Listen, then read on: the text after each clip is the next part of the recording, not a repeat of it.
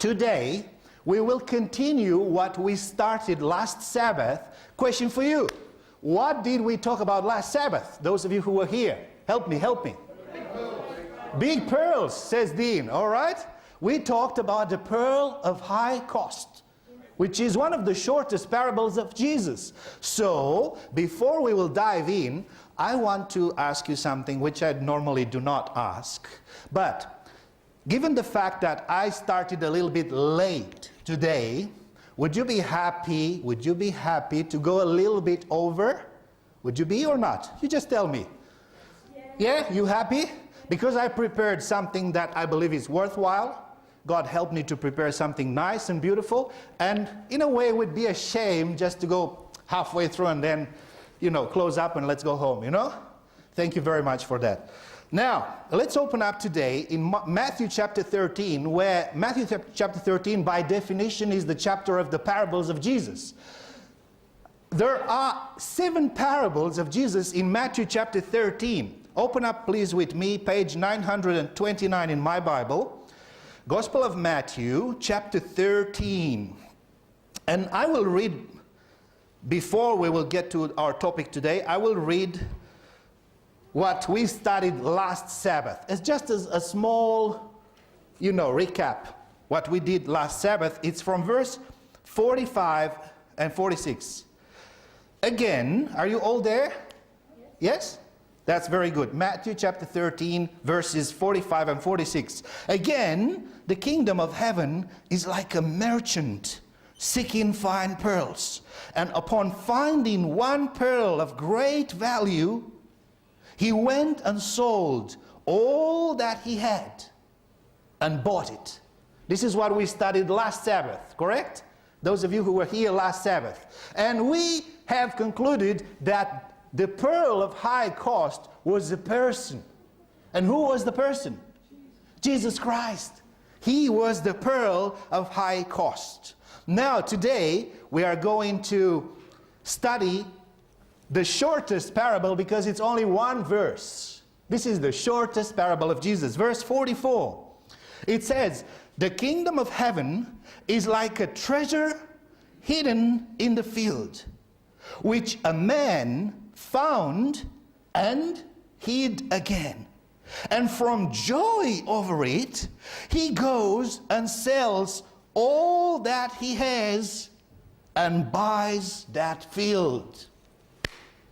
Unbelievable. What can you get from a parable which is only one verse? And yet, these 2 parables are very, very deep and full of meanings. So we will try to decode today the meaning of the hidden treasure in the field, or the treasure hidden in the field.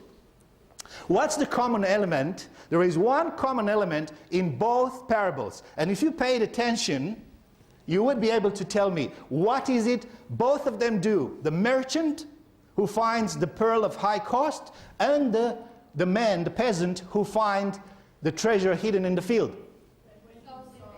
They both go sell everything in order to buy the value. This is the common element. Okay? Now, have you ever heard of the gold rush? How many of you have ever heard of gold rush? Did you have gold rush in Australia? Yeah. Help me. Yes, of course you did. Can you tell me a famous, I'll help you, stockade that happened in Australia called? Eureka. Oh, you know history very well. Eureka stockade. Year and date. Can you help me with that? Am I asking too much? All right. I'll tell you. December the 3rd, 1854. Okay, that's when Eureka stockade happened. Then we had all this gold rush in Australia, we said Alaska, California, and on many parts of the earth this took place. But this time, when Jesus tells this parable, he is not dealing with that kind of treasure hunt. No, that's different. That's only a Hollywood scenario. That's what you see in Indiana Jones and all those movies where they all decide, okay, we will go to find that treasure. There was a story in the news when I was a kid, and It told about 3 engineers from Mexico who went on a holiday with their wives, with their families, and they went on a very isolated island in Mexico. Very well, they went fishing, they went diving, and while they were diving, exploring all those subterranean caves and galleries, they found a little treasure. Actually, they brought it back to evaluate it, and it was really, really valuable. What do you think it happened next with our 3 engineers? So they finished the holiday, they came back with the treasure, they had an evaluation. The evaluation was around 1.5 million US dollars. That's quite a lot of money. And what do you think they decided to do? Was their life changed from that moment, or they just continued, I go to job, I come back from job? What do you think it happened? Their lives were changed to such an extent that for the next 3 decades, they came back to research, to look and to dig and to find the rest of the treasure. 3 decades. They made heavy loans into the banks. They quit their jobs. They forgotten about their children, their families, their wives. Nothing else mattered. Why? Because now they wanted to find the rest of the treasure. Well, guess what? When this was happening, I was about 9 years old. I like to watch news a lot with 9 years old. And then I followed and I followed and I followed, and a few months ago, 3 decades later, they passed away. Do you think they found the treasure? No. No, they did not. Because there was no treasure. So they spent all their energy, all their money, all their resources in trying to find a treasure which was not there for 3 decades. They died passing their debts to their sons. The debts for the bank, with the bank.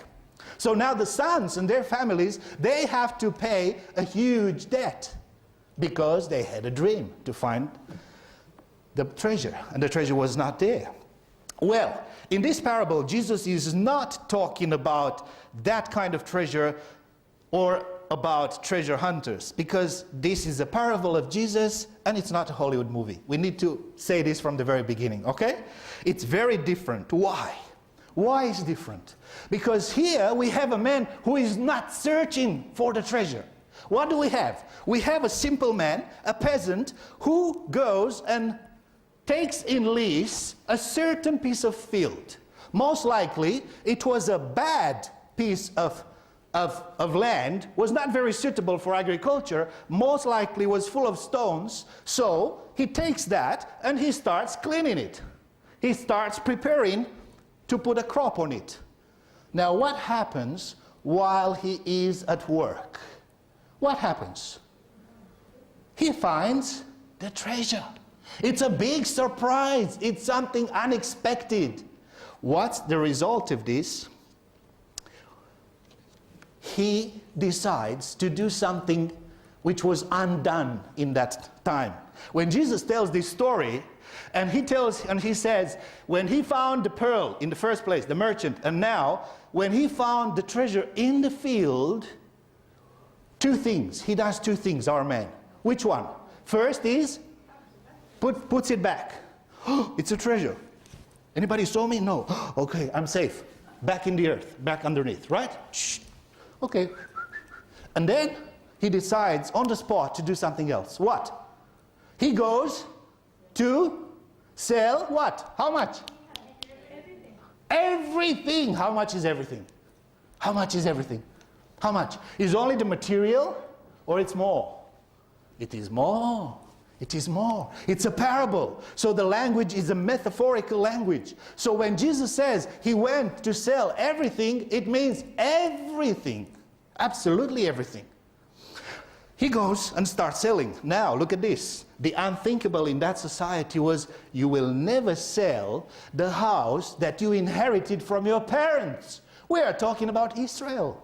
This was an abomination. You were not supposed to sell what your parents had given you in the past. But this man, he's so excited, and the joy is so big. He's overwhelmed with joy.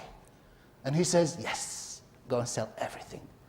So he's on the edge of divorce because his wife says, are you crazy? Trust me, I can't tell you yet. Just trust me. But you're going to sell our house? We are going to live. Doesn't matter. We will live on the streets. It's fine. We will live in the tent. We'll be so romantic.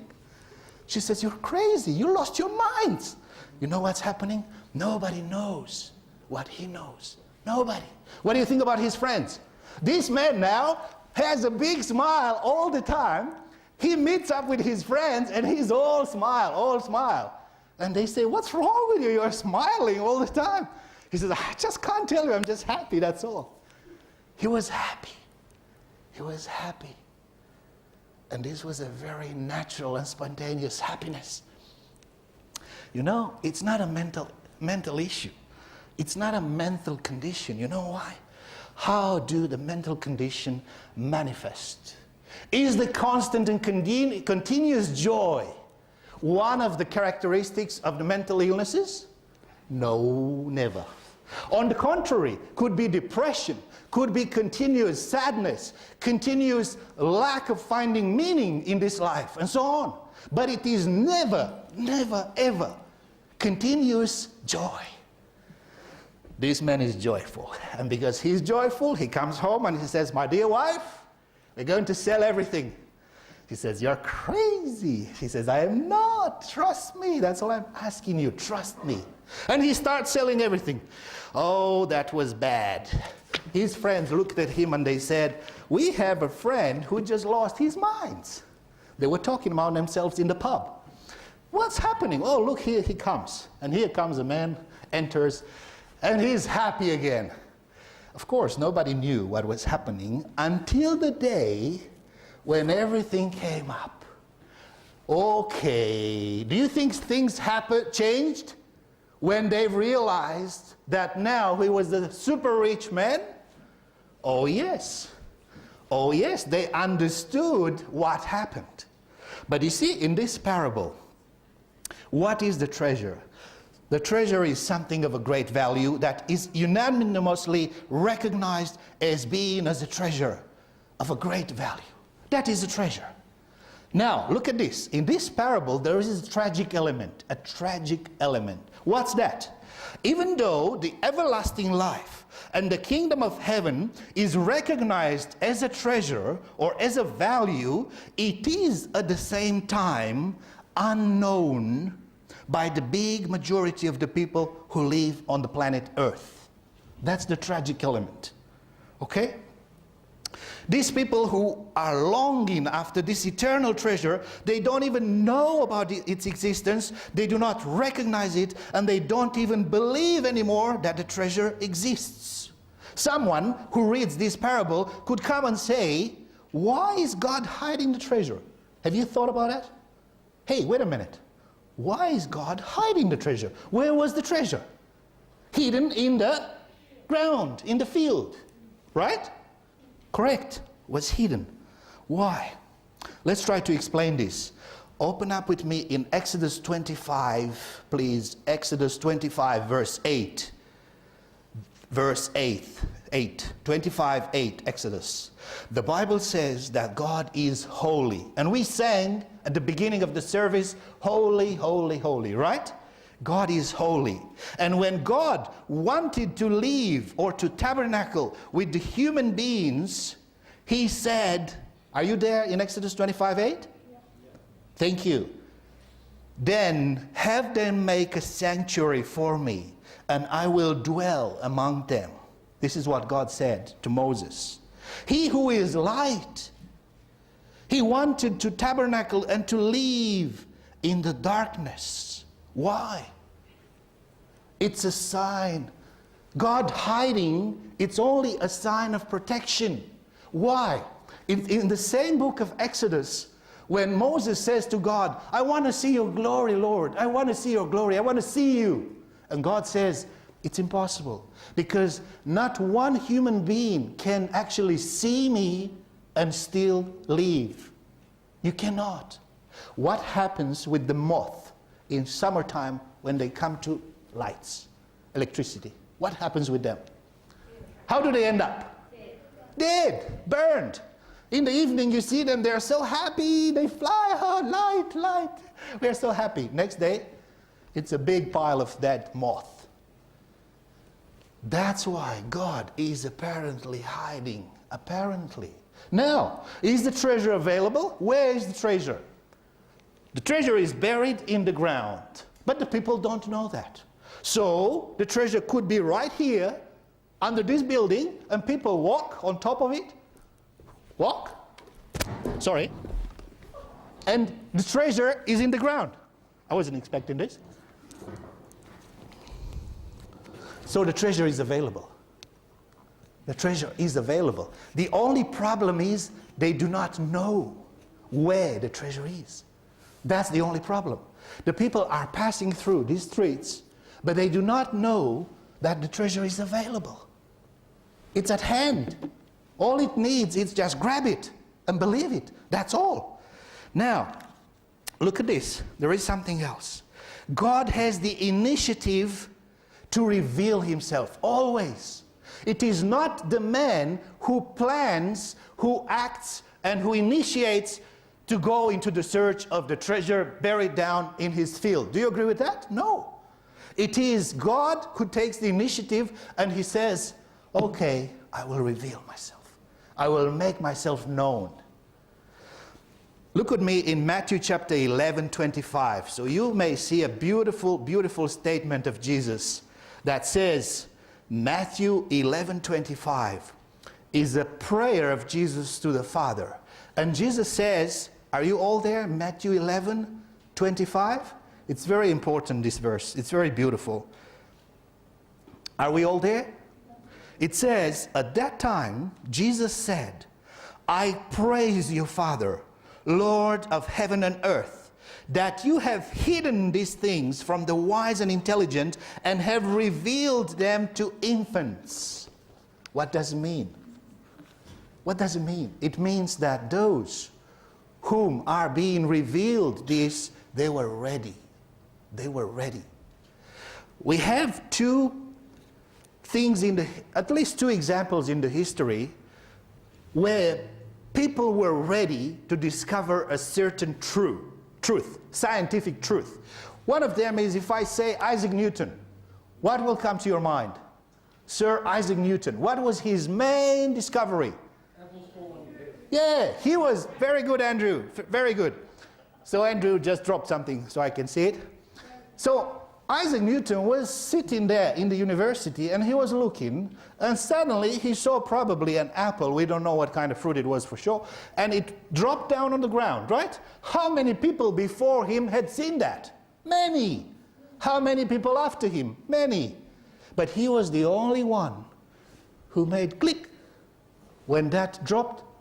He thought, so there is an attraction, a force that brings everything to the earth, right? And that's how he came with the law of gravitation, gravity law, right?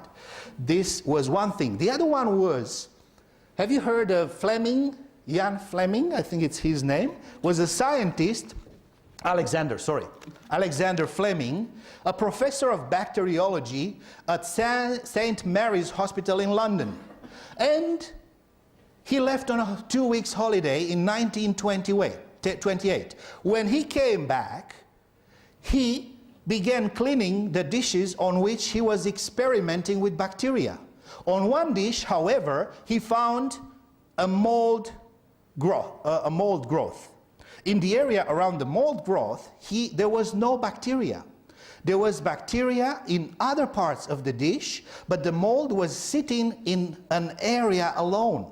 And Fleming had an eureka moment as he had just accidentally discovered an antibiotic, which is the penicillin. Yeah? That was in 1928. Then, when he says, when I woke up just after dawn on September 28, 1928, I certainly didn't plan to revolutionize all medicine by discovering the world's first antibiotic or bacteria killer. But I guess, he says, that was exactly what I did. And this is what he says. If this event would have happened to me only 3 years ago, when I was not prepared for it, was not ready for it, I would have thrown away considering that it was an unsuccessful experiment, the whole thing. So now, because he was ready, because he was prepared, when he saw that, clicked. I know what that is. I've seen that before. You see, this is what's happening. God reveals himself, but only when the person is ready. What is happening if the person is not ready? Oh, we have a big thing here. In Matthew chapter 7, verse 6, Jesus says this. You can open if you want. Matthew chapter 7, verse 6. If I say Matthew chapter 7, what comes to your mind? Sermon on the Mount. Matthew 5, 6, and 7, right? And in all this beautiful sermon, Jesus has a moment where he speaks about something quite ugly. So the whole sermon is beauty, beauty, beauty, beauty. And here comes this verse, inserted here in all this beauty, something quite strange. And look what it says. It says, do not give what is holy to dogs, and do not throw your pearls before swine, or they will trample them under their feet and turn and tear you to pieces. What does it mean? Why is Jesus putting this thing here? Kind of doesn't really make sense. Do you know what he's saying? He's saying, do not preach when you see that you will have opposition. When you see that you're being mocked, stop. Don't do it. They are not ready to accept it. Wait. Just pray and wait. And when you will see that they are ready to receive the word, then do it. That's what he's saying. Now, look at this. Back to our parable. A man found and hid it again. Now, this is the part of the human beings, or of human beings. As soon as one person finds Jesus Christ, the treasure, here come the robbers as well. Did you know that? What happens if you ever tried to talk to somebody about Jesus or about your joy? You have discovered Jesus, and you want to share it with somebody. What is the first natural reaction of the person? He will come and he will say, wonderful, I'm so happy for you. Oh, I see you're so happy. You are thrilled. I'm so happy for you. Is this what they will say? No, unfortunately not. Unfortunately, because we are all in this pack, which is a sinful human nature, a selfish nature by definition, the reaction will be, no way. And are you going to give up everything for your faith? Yes? Oh, you're crazy. That's the conclusion. That is the conclusion. Because you are ready to give up all this world, everything else, just like the farmer in our parable, he was ready to give up everything in order to get the treasure. Because of that, we are considered just crazy. But look what it says, Psalm 119, verse 11.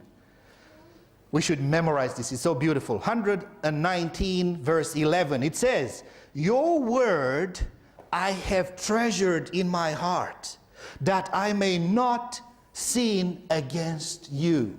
Where do we treasure the word? In the bank? No, all banks go bankruptcy one day. Oh, where? In my heart. That's the only place I have. And look at this. And what he has discovered is the source and the fountain of joy that is impossible to be put in words. And it says here, and from joy over it, he goes and sells all that he has and buys that field. In this parable, I want you to bear with me a few moments. In this parable only, the field is his heart. What is the field? His heart. In the parable of the sower went out to sow, right? And he put down the seed. Who was the field in that parable? The world, okay? This is the only parable where the field is the heart. And in order to be able to buy this field, how does it mean? What does it mean to buy the field? The heart, which is the heart. It means to set your heart free Set your heart free from any pretensions of the devil as well, or of any other people around you, to rule over your heart, to set it free from any right of property or ownership from anyone might have over it, the devil, the self, or the others. Anyone around us pretends to have the right to ownership over our hearts. Did you know that?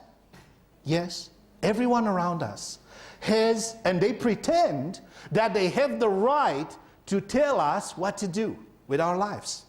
And actually, the only one who has the right, by definition and by creation, is God. All the others, they're just fake. Look at this. And from joy over it, he goes and sells all that he has and buys that field. To sell everything one has in order to buy that field with the treasure in it, it actually means and can be translated like this.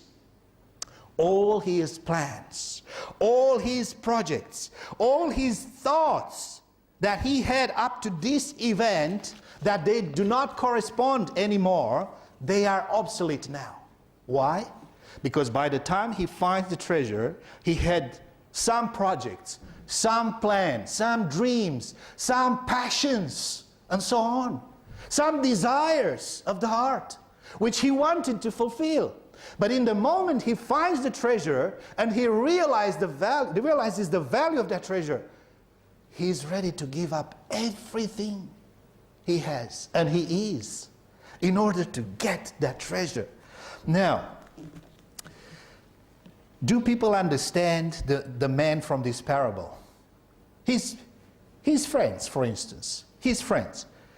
Do people understand one who has found Jesus and salvation? This man is overwhelmed with joy, but the others, they think he's just crazy, just to give up everything for Jesus' sake. Isn't that too much? Apparently it is too much. But at the same time, Jesus gave up and given up everything for our salvation. He gave up his own life. And on the other hand, even though you give up everything, God will tell you there is no need to give up everything. All you need to remember is that all you have, it actually belongs to me, and just use it for God's glory and to bless others. If you have a car, try to help everybody you are able to help with that car. If you have a house and you are blessed to have a house, remember that that house has to receive all the people who need to sleep, and they don't have where to sleep.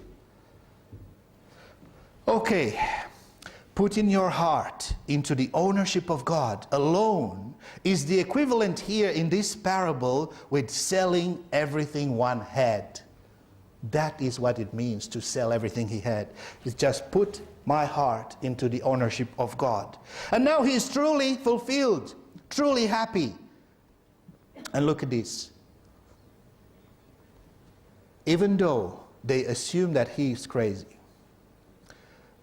and there is no explanation for them, how does he look like? How does he look like?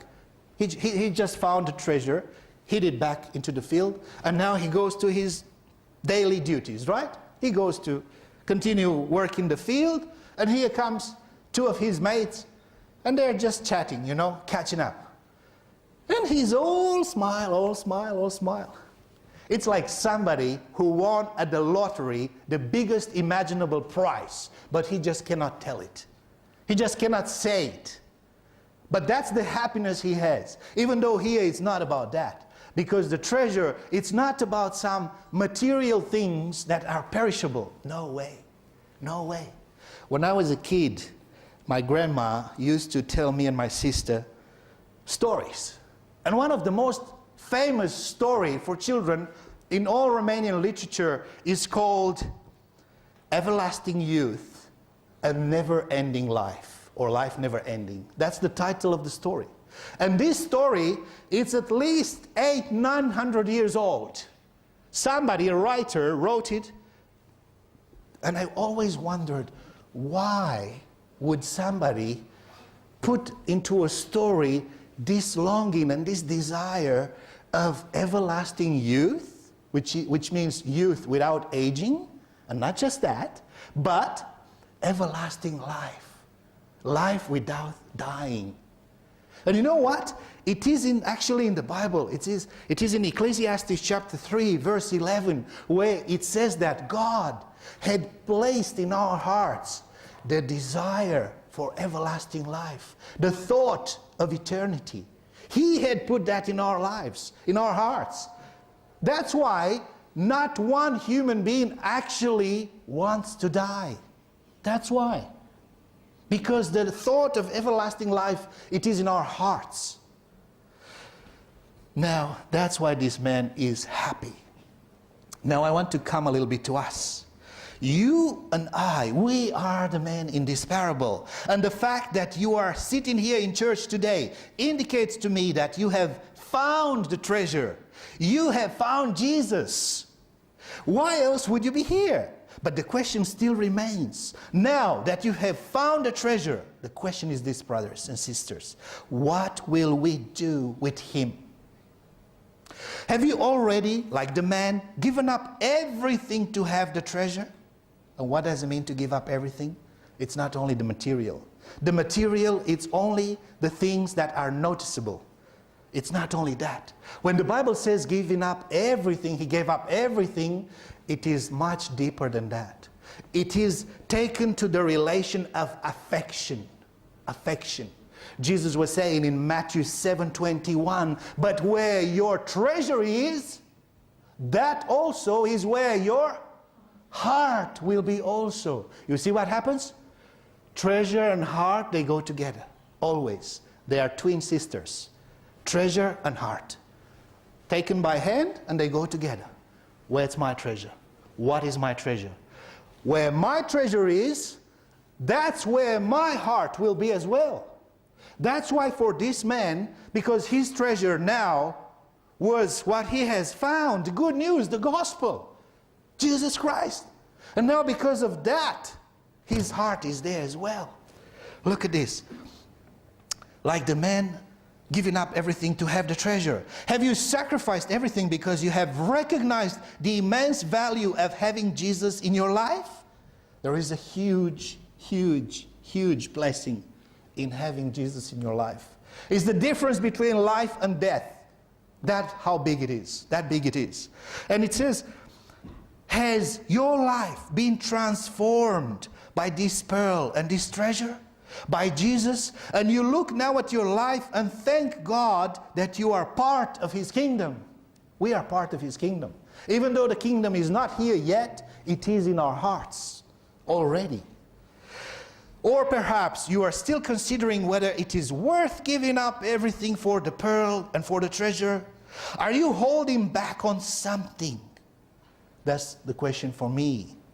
Am I holding back on something? Is there something that you're holding on to and you're not quite sure if the pearl and the treasure are really worth giving up? You've given up something, but perhaps not everything yet. Today is the day to decide. Do not delay. What will you do with the pearl? What will I do with this treasure? Or finally, perhaps, you are the farmer and you have just recognized the value of this treasure. Perhaps today is the day, or last week was the week, where you decided to give up everything in order to obtain the treasure. You have made a decision to sell all that you have so that you may purchase this treasure. If that is your decision today and you want to talk about what steps you need to take now, please see myself or any elder of the church afterwards. We want to help you to obtain this pearl of great price and this treasure because we too have experienced its immense value in our lives. The kingdom of heaven is the pearl and the treasure. Is not like but is itself. You will only truly experience its value when you will fully commit and place Jesus second or first. Second or first. When you will place Jesus first. We sang at the beginning of the service, Seek ye first the kingdom of heaven and his righteousness, or its righteousness. And above all else. So it's about seeking Jesus, finding him, and when I find him, because I actually understand the immense value of this and what he has done for me, then I will gladly put him first and above everything else in my life. This is now your story. You will write the ending to this story and to this parable. Will you sell all? Will you discard everything that is holding you back? And will you grab hold of this treasure and never let it go? And my final thought is this. Because I said that where your treasure is, that's where the twin sister will be too, which is the heart. Where treasure is, that's where the heart is. And it all comes down to intimacy, to relationships, and to affectivity or affection. Where do we put my affection? What is the most valuable in this life for me? One day, you and I, we will feel the touch of our Savior's hand, those wounded hands that died for us. We will feel the touch of our Savior's hand in ours, with the love of a parent for their lost children. And he is longing for the day when he will see in the distance the ones he loves coming to him. This will be our experience and our certainty. You know, I want to share with you one thought only. I want to meet this man. I want to meet this king. I want to meet this God and hug him, embrace him, and kneel before him and thank him personally. Will you join me? Amen.